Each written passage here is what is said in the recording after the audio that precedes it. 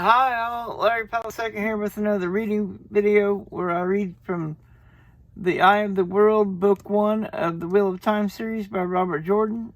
And today I am reading chapter number 23. Chapter 23, Wolf Brother. From the start, Perrin knew the journey to Camlin was going to be far from comfortable, beginning with Eggman's insistence that they take turns riding Bella.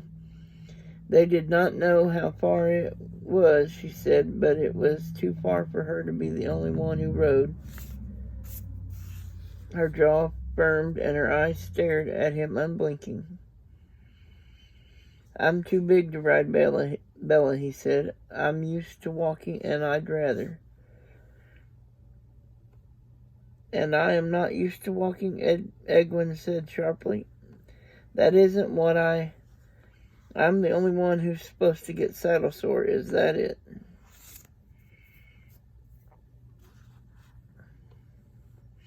And when you walk till your feet are ready to fall off, you'll expect me to look after you.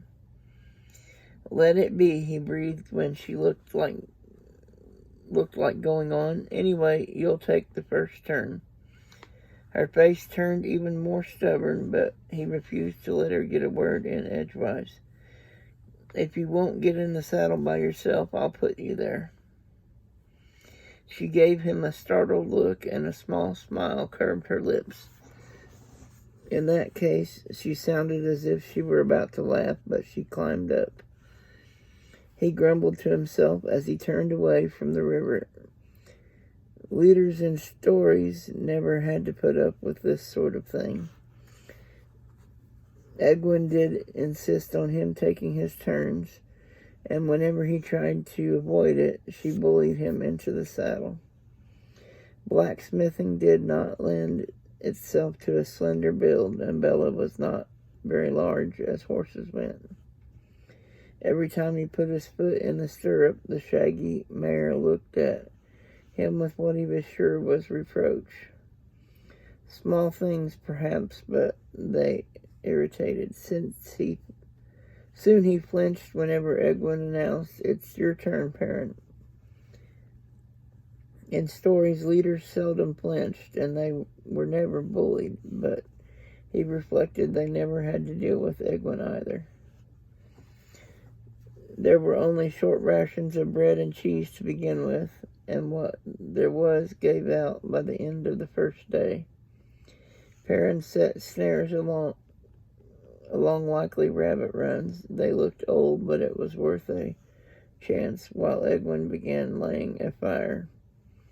When he was done, he decided to try his hand with his sling before the light failed altogether. They had not seen a sign of anything at all alive, but to his surprise, he jumped a scrawny rabbit almost at once. He was so surprised when it burst from under a bush right beneath his feet that it almost got away. But he fetched it at 40 paces just as it was darting around a tree. When he came back to the camp with the rabbit, Eggman had broken limbs all laid for the fire. But she was kneeling beside the pile with her eyes closed. "What are you doing? You can't wish a fire." Eggman gave a jump at his first words and twisted around to stare at him with a hand to her throat. You startled me." "I was lucky," he said, holding up the rabbit. "Get your flint and steel. We eat well tonight, at least." "I don't have a flint," she said slowly. "It was in my pocket, and I lost it in the river." "Then how?" "It was so easy back there on the riverbank, Perrin, just the way Moraine Sedai showed me. I just reached out and..." She gestured as if grasping for something, then let her hand fall with a sigh. "I can't find it now." Perrin licked his lips uneasily. The power," she nodded, and he stared at her. "Are you crazy? I mean, the one power, you can't just play around with something like that." "It was so easy, Perrin. I can do it. I can channel the power."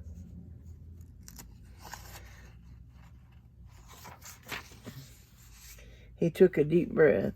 I'll make a firebow, Eggman. Promise you won't try this thing again? I will not. Her jaw firmed in a way that made him sigh. Would you give up that axe of yours, Parent Ironbara? Would you walk around with one hand tied behind your back? I won't do it.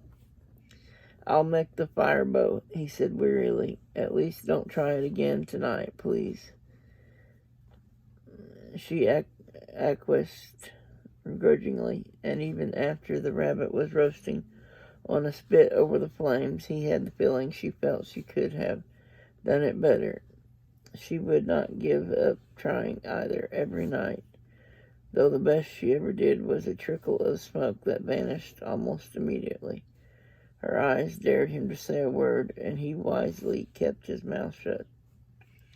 After that one hot meal, they subsisted on coarse wild tubers and a few young shoots. With still no sign of spring, none of it was plentiful, and none of it tasty either. Neither complained, but not a meal passed without one or the other sighing regretfully. And they both knew it was for the tang of a bit of cheese or even the smell of bread. A find of mushrooms, queen's crowns, the best, one afternoon in a shady part of the forest was enough to seem a great treat.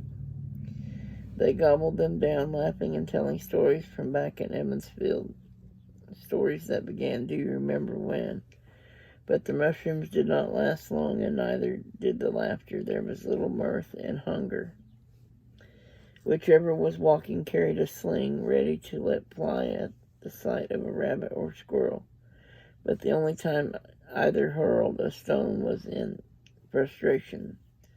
The snares they set so carefully each evening yielded nothing at dawn, and they did not dare stay a day in one place to leave the snares out. Neither of them knew how far it was to Kemlin, and neither would feel safe until they got there, if then. Perrin began to wonder if his stomach could shrink enough to make a hole all the way through his middle. They made good time as he saw it, but as they got further and further from the Arenalia without seeing a village or even a farmhouse where they could ask directions, his doubts about his own plan grew. Eggman continued to appear outwardly as confident as when they set out, but he was sure that sooner or later she would say it would have been better to risk the trollocs than to wander around lost for the rest of their lives. She never did, but he kept expecting it. 2 days from the river, the land changed to thickly forest hills, as gripped by the tail end of winter as everywhere else, and a day after that the hills flattened out again, the dense forest broken by glades often a mile or more across. Snow still lay in hidden hollows, and the air was brisk of a morning, and the wind cold always. Nowhere did they see a road or a plowed field or chimney smoke in the distance, or any other sign of human habitation, at least none where men still dwelt. Once the remains of a tall stone ramparts encircled a hilltop. Parts of roofless stone houses stood inside the fallen circle. The forest had long swallowed it. Trees grew right through everything, and spider webs of old creeper enveloped the big stone blocks. Another time they came on a stone tower, broken-topped and brown with old moss, leaning on the huge oak whose thick roots were slowly toppling it. But they found no place where men had breathed in living remembrance. Memories of Shadar-Lagoth kept them away from the ruins and hurried their footsteps until they were once more deep in places that seemed never to have known a human footstep. Dreams plagued Perrin's sleep, fearful dreams. Balsamon was in them, chasing him through mazes, hunting him, but Perrin never met him face to face so far as he remembered. And their journey had been enough to bring a few bad dreams. Eggman complained of nightmares about Shadar Logoth, especially the 2 nights after they found the ruined fort and the abandoned tower. Perrin kept his own counsel, even when he woke, sweating and shaking in the dark. She was looking to him to lead them safely to Camlin and not share worries about which they could do nothing. He was walking at Bella's head, wondering if they would find anything to eat this evening. When he first caught the smell, the mare flared her nostrils and swung her head in the next moment. He seized her bridle before she could whicker. "That's smoke," Eggman said excitedly. She leaned forward in the saddle, drew a deep breath. "A cook fire. Somebody is roasting dinner. Rabbit." "Maybe," Perrin said cautiously, and her eager smile faded. He exchanged his sling for the wicked half-moon of the axe. His hands opened and closed uncertainly on the thick haft. It was a weapon, but neither his hidden practice behind the forge nor Land's teachings had really prepared him to use it as one. Even the battle before Shadar Logoth was too vague in his mind to give him any confidence. He could never quite manage that void that Rand and the warder talked about either. Sunlight slanted through the trees behind them, and the forest was a still mass of dappled shadows. The faint smell of wood smoke drifted around them, tinged with the aroma of cooking meat. It could be rabbit, he thought, and his stomach grumbled. And it could be something else, he reminded himself. He looked at Egg when she was watching him. There were responsibilities to being leader. "Wait here," he said softly. She frowned, but he cut her off as she opened her mouth. "And be quiet. We don't know who it is yet." She nodded reluctantly, but she did it. Perrin wondered why that did not work when he was trying to make her take his turn riding. Drawing a deep breath, he started for the source of the smoke. He had not spent as much time in the forest around Emmonsfield as Rand or Matt, but still he had done his share of hunting rabbits. He crept from tree to tree without so much as snapping a twig. It was not long before he was peering around the bole of a tall oak with spreading serpentine limbs that bent to touch the ground, then rose again. Beyond lay a campfire, and a lean, sun-browned man was leaning against one of the limbs not far from the flames. At least he was not a Trolloc, but he was the strangest fellow Perrin had ever seen. For one thing, his clothes all seemed to be made from animal skins with the fur still on, even his boots and the odd flat-topped round cap on his head.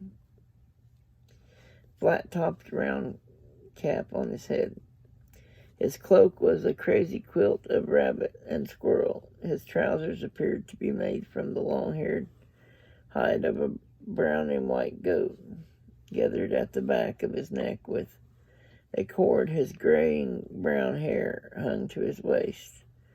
A thick beard fanned across half his chest. A long knife hung at his belt, almost a sword, and a bow and quiver stood propped against a limb close to hand. The man leaned back with his eyes closed, apparently asleep, but Perrin did not stir from his concealment. 6 sticks slanted over the fellow's fire, and on each stick a rabbit was skewered, roasted brown, and now and then dripping juice that hissed in the flames.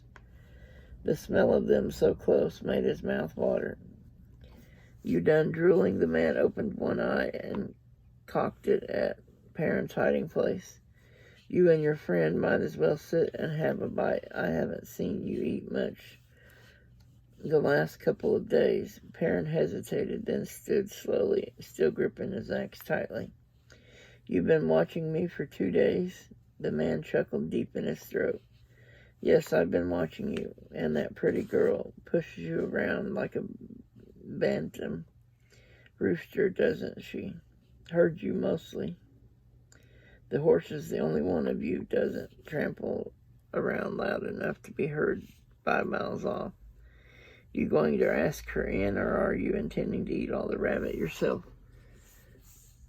Perrin bristled. He knew he did not make much noise. You could not get close enough to a rabbit in the waterwood to fetch it with a sling if you made noise.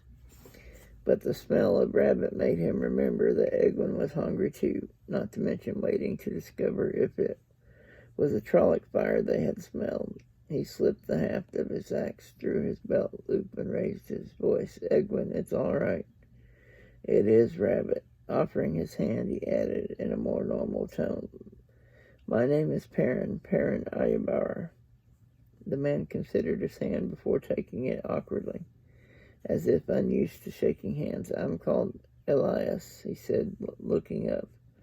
Aelias Machera.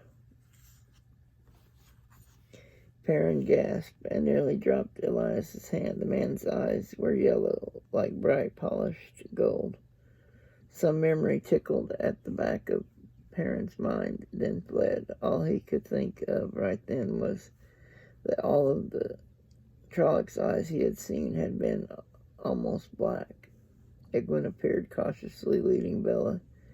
She tied the mare's reins to one of the smaller branches of the oak and made polite sounds when Perrin introduced her to Aelias, but her eyes kept drifting to the rabbits. She did not seem to notice the man's eyes. When Aelias motioned them to the food, she fell to with a will.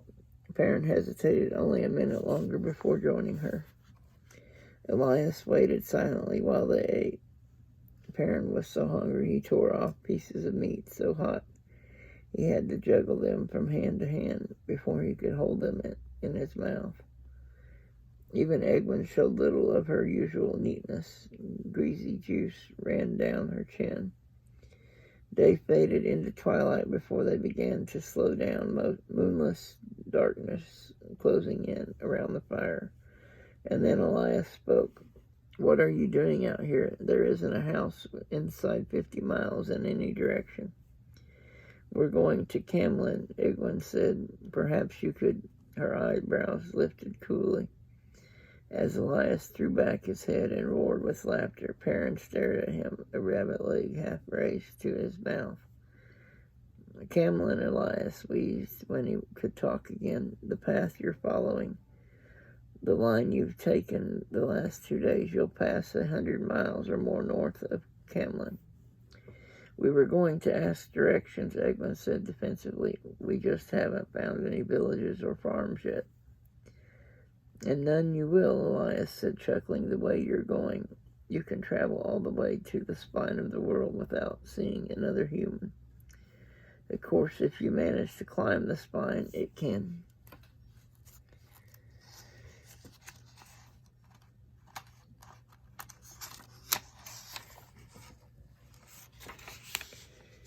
be done. Some places you could find people in the Isle Waste, but you wouldn't like it there.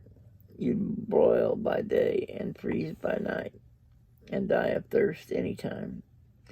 It takes an Isleman to find water in the waste, and they don't like strangers much. No, not much, I'd say. He set off into another more furious burst of laughter, this time actually rolling on the ground. Not much at all, he managed. Perrin shifted uneasily. Are we eating with a madman? Eggman frowned, but she waited until Aelias's mirth faded a little, then said, perhaps you could show us the way. You seem to know a good deal more about where places are than we do. Aelias stopped laughing, raising his head. He replaced his round fur cap, which had fallen off while he was rolling about, and stared at her from under lowered brows. I don't much like people, he said in a flat voice. Cities are full of people. I don't go near villages or even farms very often. Villagers, farmers, they don't like my friends. I wouldn't even have helped you if you hadn't been stumbling around as helpless and innocent as newborn cubs. But at least you can tell us which way to go, she insisted, if you direct us to the nearest village.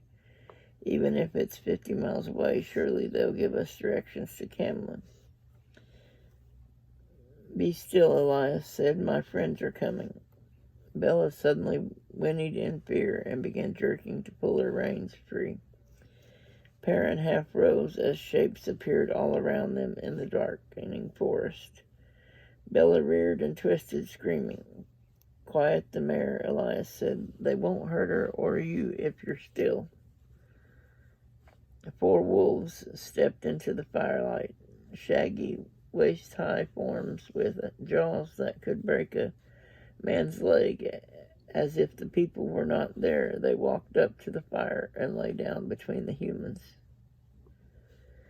In the darkness among the trees, firelight reflected off the eyes of more wolves on all sides.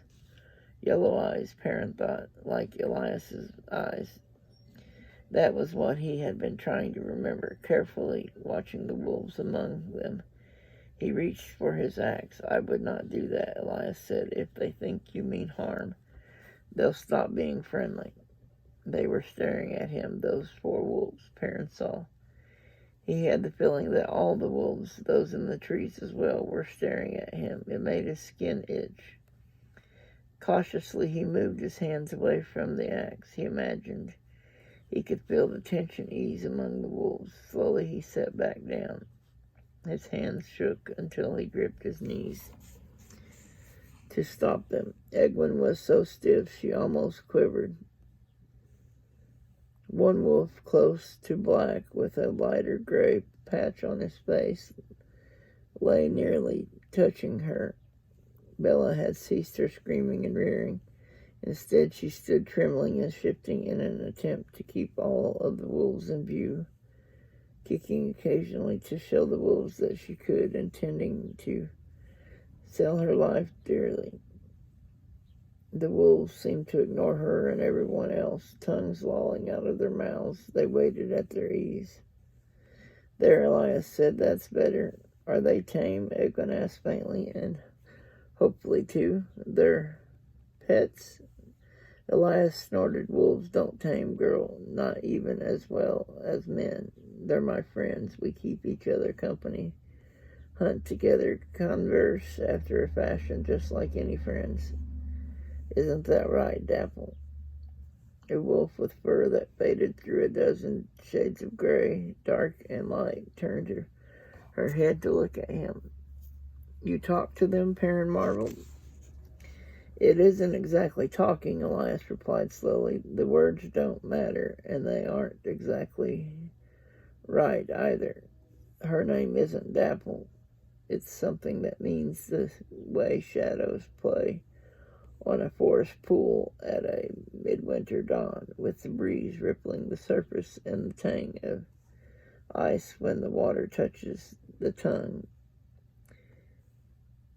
and a hint of snow before nightfall in the air. But that isn't quite it either. You can't say it in words. It's more of a feeling. That's the way wolves talk. The others are Burn, Hopper, and Wind. Burn had an old scar on his shoulder that might explain his name, but there was nothing about the other 2 wolves to give any indication of what their names might mean. For all the man's gruffness, Perrin thought Elias was pleased to have the chance to talk to another human. He seemed eager enough to do it at least. Perrin eyed the wolves' teeth glistening in the firelight and thought it might be a good idea to keep him talking. How did you learn to talk to wolves, Elias? They found out, Elias replied. I didn't, not at first. That's always the way of it, I understand. The wolves find you, not you them. Some people thought me touched by the Dark One because wolves started appearing wherever I went. I suppose I thought so too, sometimes. Most decent folk began to avoid me, and the ones who sought me out weren't the kind I wanted to know, one way or another. Then I noticed there were times when the wolves seemed to know what I was thinking to respond to what was in my head. That was the real beginning. They were curious about me. Wolves can sense people usually, but not like this. They were glad to find me. They say it's been a long time since they hunted with men, and when they say a long time, the feeling I get is like a cold wind howling all the way down from the first day. I never heard of men hunting with wolves, Eggman said. Her voice was not entirely steady, but the fact that the wolves were just lying there seemed to give her heart. If Aelias heard her, he gave no sign. Wolves remember things differently from the way people do, he said. His strange eyes took on a faraway look, as if he were drifting off on the flow of memory himself. Every wolf remembers the history of all wolves, or at least the shape of it. Like I said, it can't be put into words very well. They remember running down prey side by side with men. But it was so long ago that it's more like the shadow of a shadow than a memory.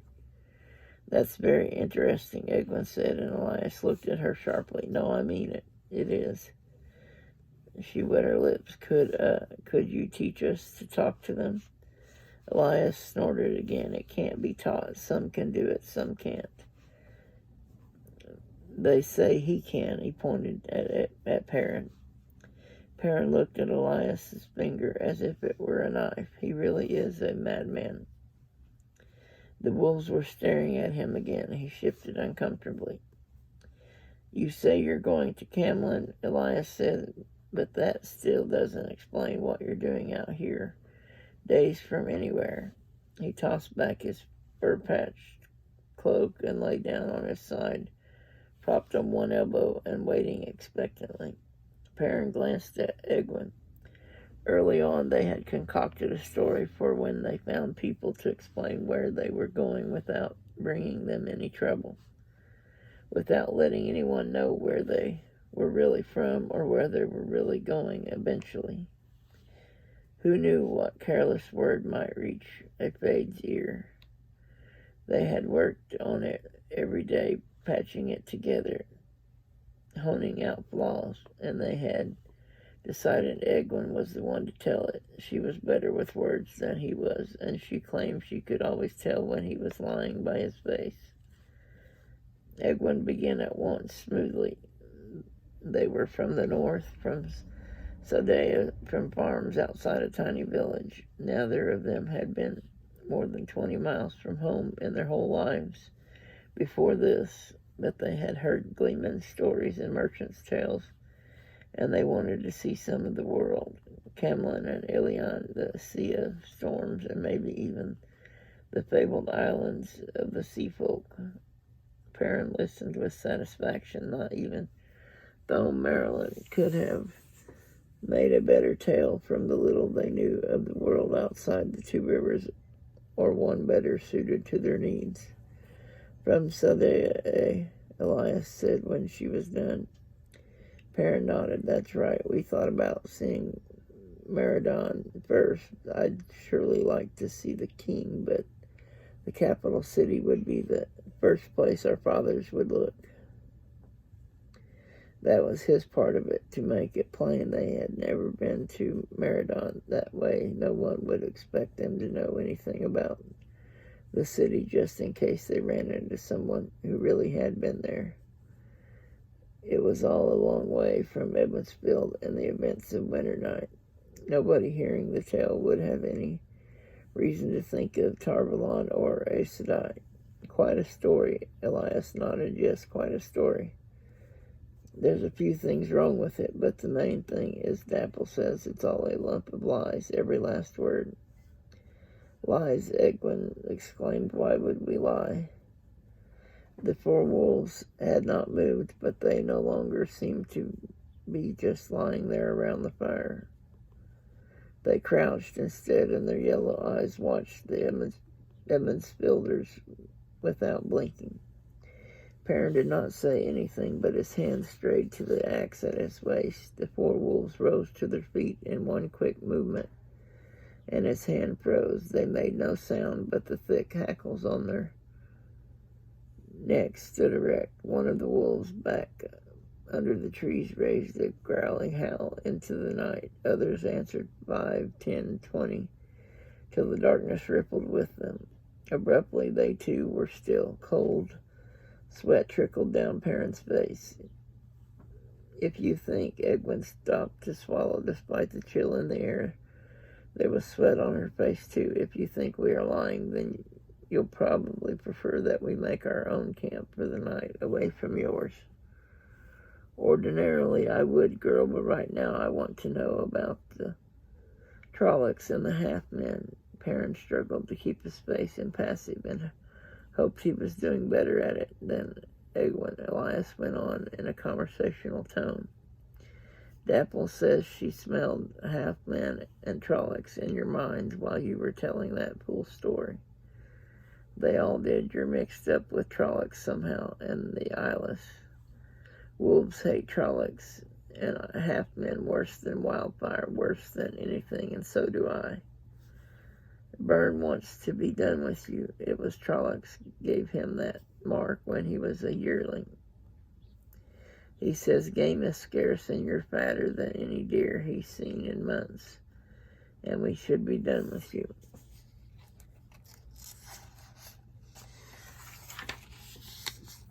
But Byrne is always impatient. Why don't you tell me about it? I hope you're not dark friends. I don't like killing people after I've fed them. Just remember they'll know if you lie, and even Dapple is already near as upset as Byrne. His eyes, as yellow as the wolf's eyes, blinked no more than theirs did. They are a wolf's eyes, Perrin thought. Eggman was looking at him, he realized, waiting for him to decide what they should do. Light, suddenly I'm the leader again. They had decided from the first that they could not risk telling the real story to anyone. Betty saw no chance for them to get away, even if he managed to get his axe out before. Dapple growled deep in her throat, and the sound was taken up by the other 3 around the fire, then by the wolves in the darkness. The menacing rumble filled the night.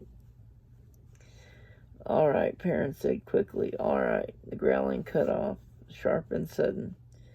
Eggman unclenched her hands and nodded. It all started a few days before winter night. Perrin began when our friend Matt saw a man in a black cloak. Elias never changed his expression or the way he lay on his side, but there was something about the tilt of his head that spoke of ears pricking up. The 4 wolves sat down as Perrin went on. He had the impression they were listening to. The story was a long one, and he told almost all of it, the dream he and the others had had in Berlin. Though he kept to himself, he waited for the wolves to make some sign they had caught the omission. But they only watched. Dapple seemed friendly, Byrne angry. He was hoarse by the time he finished, and if she doesn't find us in Camlin, we'll go on to Tarbalon. We don't have any choice except to get help from the Aes Sedai. Trollocs and half-men this far south, Elias mused. Now that's something to consider. He rooted behind him and tossed Perrin a hide water bag, not really looking at him. He appeared to be thinking. He waited until Perrin had drunk and replaced the plug before he spoke again. I don't hold with Aes Sedai, the Red Aja, those that like hunting for men who mess with the one power. They wanted to gentle me once. I told them to their faces that they were Black Aja. Serve the Dark One, I said, and they didn't like that at all. They couldn't catch me, though, once I got into the forest, but they did try. Yes, they did come to that. I doubt any Aes Sedai would take kindly to me after that. I had to kill a couple of warders. Bad business, that. Killing warders. Don't like it. This talking to wolves, Perrin said uneasily. It has to do with the one power? Of course not, Elias growled. Wouldn't have worked on me gently. But it made me mad, them wanting to try. This is an old thing, boy, older than Aes Sedai, older than anybody using the one power, old as humankind, old as wolves. They don't like that either. Aes Sedai, old things coming again. I'm not the only one. There are other things, other folk. Makes Aes Sedai nervous, makes them mutter about ancient barriers weakening. Things are breaking apart, they say. They're afraid the Dark One will get loose, is what. You'd think I was to blame the way some of them looked at me. Red Aja, anyway, but some others too. The Emerald Seat, I keep clear of them mostly, and clear of friends of Aes Sedai as well. You will too, if you're smart. I'd like nothing better than to stay away from Aes Sedai, Perrin said. Eggman gave him a sharp look. He hoped she would not burst out that she wanted to be an Aes Sedai, but she said nothing, though her mouth tightened, and Perrin went on. It isn't as if we have a choice. We've had Trollocs chasing us, and Thades in the dread car. Everything but dark friends. We can't hide, and we can't fight back alone, so who is going to help us?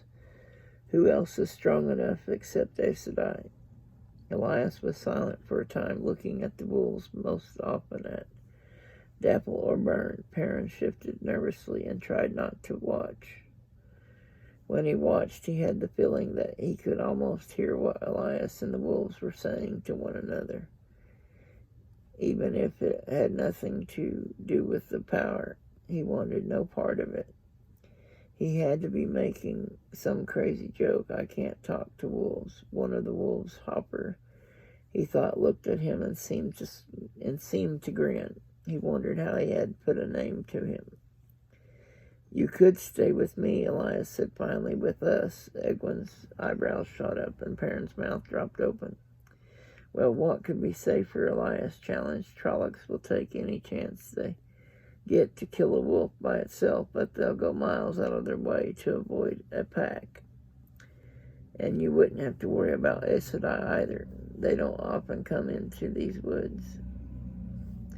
I don't know. Perrin avoided looking at the wolves to either side of him. One was Dapple, and he could feel her eyes on him. For one thing, it isn't just the Trollocs. Aelias chuckled coldly. I've seen a pack pull down one of the Ielias too. Lost half the pack, but they wouldn't give up once they had its scent. Trollocs, Murdrel, it's all one to the wolves. It's you they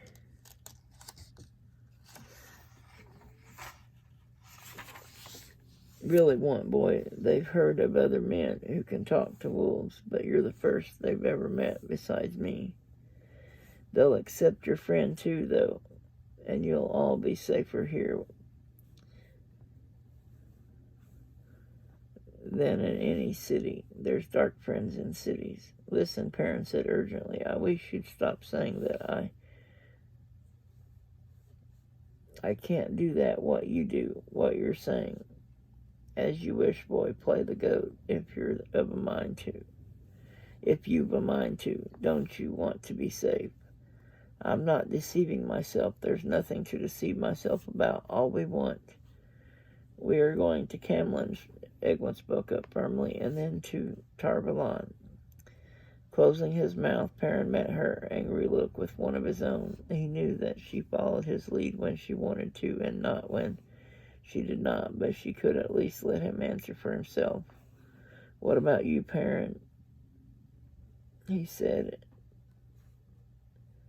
and answered himself. Me? Well, let me think. Yes, I think I'll go on. He turned a mild smile on her. Well, Eggman, that makes both of us. I guess I'm going with you at that. Good to talk these things out before making a decision, isn't it? She blushed, but the set of her jaw never lessened. Aelias grunted. Dapple says that's what you decide, she said, the girls planted firmly in the human world, while you, he nodded at Perrin, stand halfway between. Under the circumstances, I suppose we'd better go south with you, otherwise you'll probably starve to death or get lost, or Abruptly, Burns stood up, and Aelias turned his head to regard the big wolf. After a moment, Dapple rose too. She moved closer to Aelias, so that she also was meeting Burns' stare. The tableau was frozen for long minutes, then Burns whirled and vanished into the night. Dapple shook herself, then resumed her place, flopping down as if nothing had happened. Aelias met Perrin's questioning eyes. Dapple runs this pack.